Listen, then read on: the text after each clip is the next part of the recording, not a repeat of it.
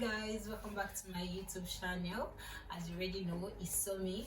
If you're a returning subscriber, thank you so much for all the love and support you guys have given me so far.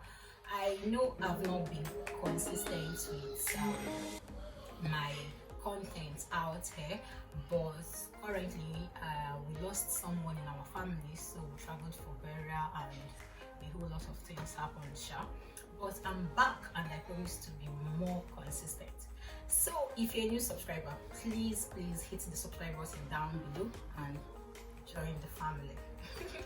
So today I'll be discussing things to do to heal up during the postpartum period.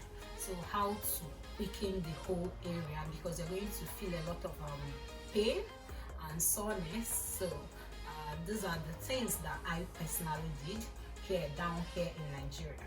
The products that I used that helped me to heal up quickly. So the perineal area, the perineum, I don't know, I think that's the term for it, is that line between that goes down from your labia. It goes from your labia down to your rectum. So I don't know, if you don't really understand the term I'm using, maybe just Google it. The perineum is that line or that flesh that is between your opening, your VJ opening, and your rectum. That's your anal crack. So different women experience different form of perineal tear after birth.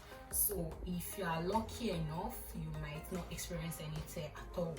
I've heard some stories during my antenatal period. I had friends that I made over the antenatal care period that told me they've had their first baby, or maybe they have their second baby, and they didn't experience any tear at all.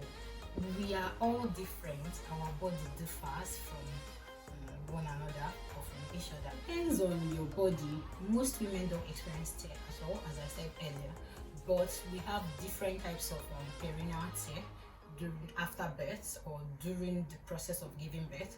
There is first degree tear, second degree, third and fourth.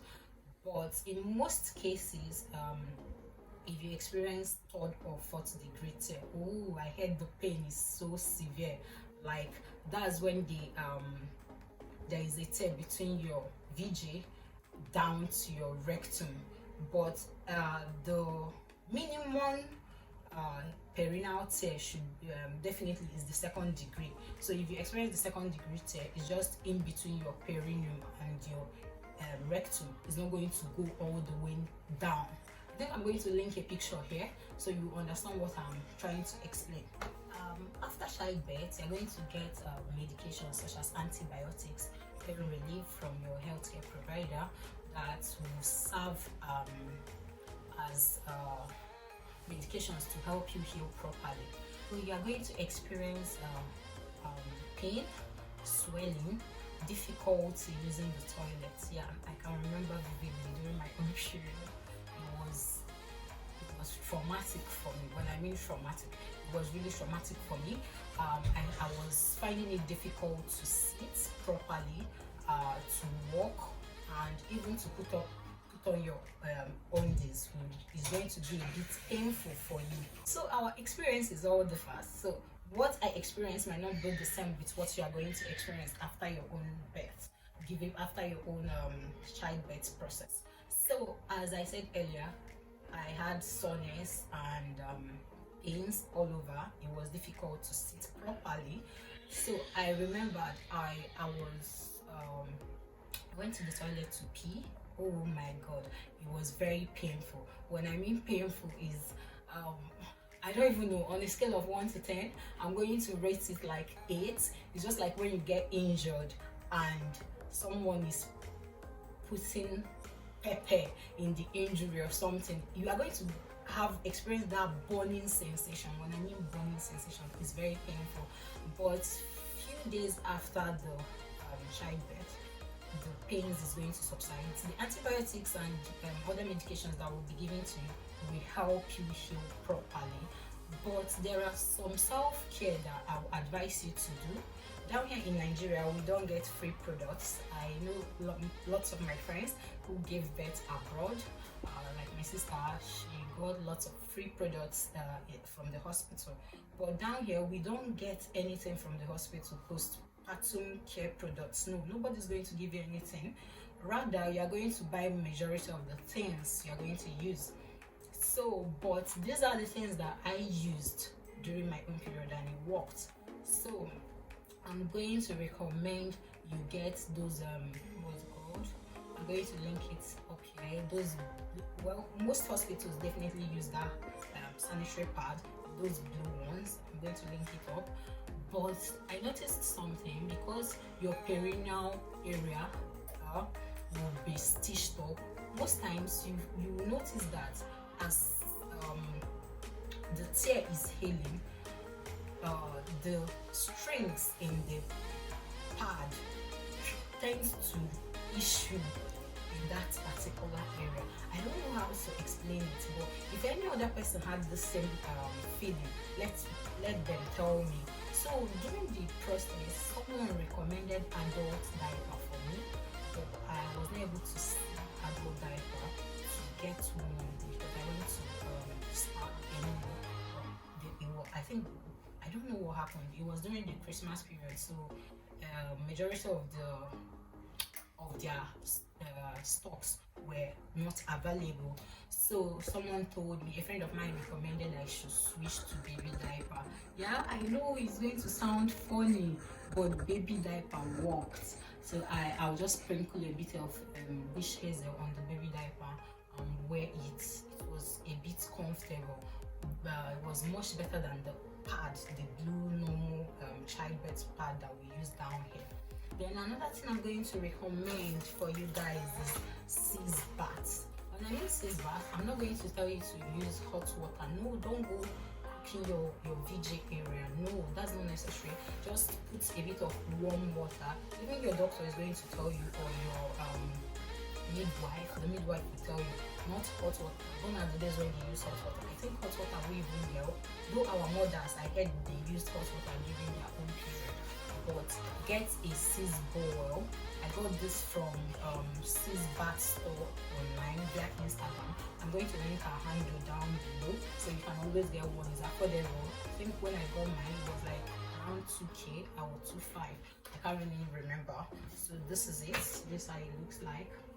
Then I also got this stuff, Dr. Organic Bioactive Skincare Dead Sea Mineral Salt. So you can always use this.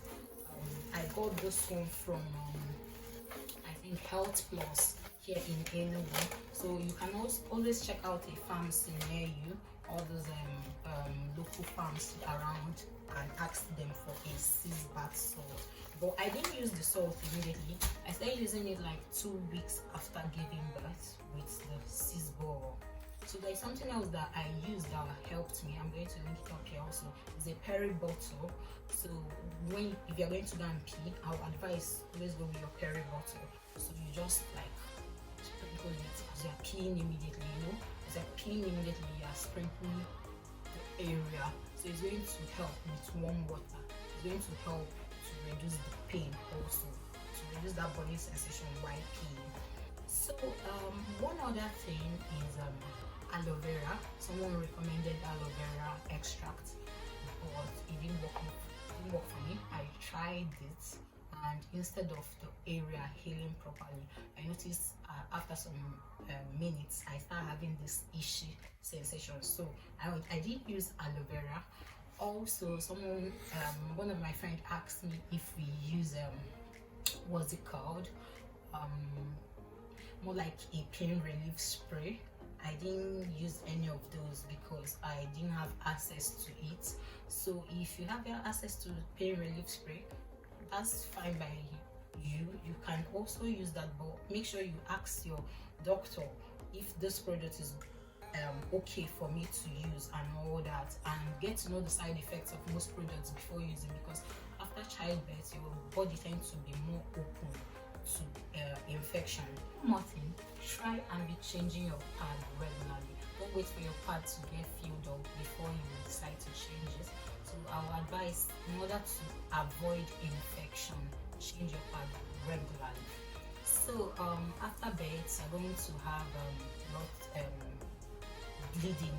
Yeah, the bleeding that comes out immediately after birth, they call it lochia. So the lochia tends to be heavy. So those few days you're going to be in the hospital, the nurses will be checking up on you to know how frequent the blood you are passing out is. So, but within 3 to 4 days, the lochia should reduce in weight. Will I say weight? Just know the lochia will reduce and it won't be that heavy anymore. Yeah, that's the right word. It won't be that heavy any longer. So I advise that if your lochia is a bit smelly or the color is a bit on the darker side, inform your doctor immediately. Maybe that's a sign of infection. I'm not an expert, so I would advise you to always speak to your doctor before doing anything. I'm just here. I'm a first-time mom who is also sharing her own experiences with you guys. So always listen to your doctor. Okay, lots of questions. This question is a bit weird. I get lots of questions.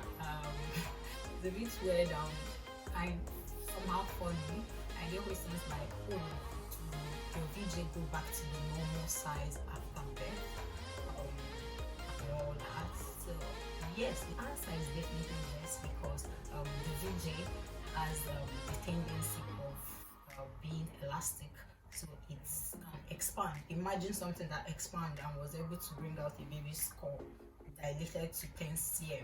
So believe me, it's going to shrink back and it's going to go back to the normal size.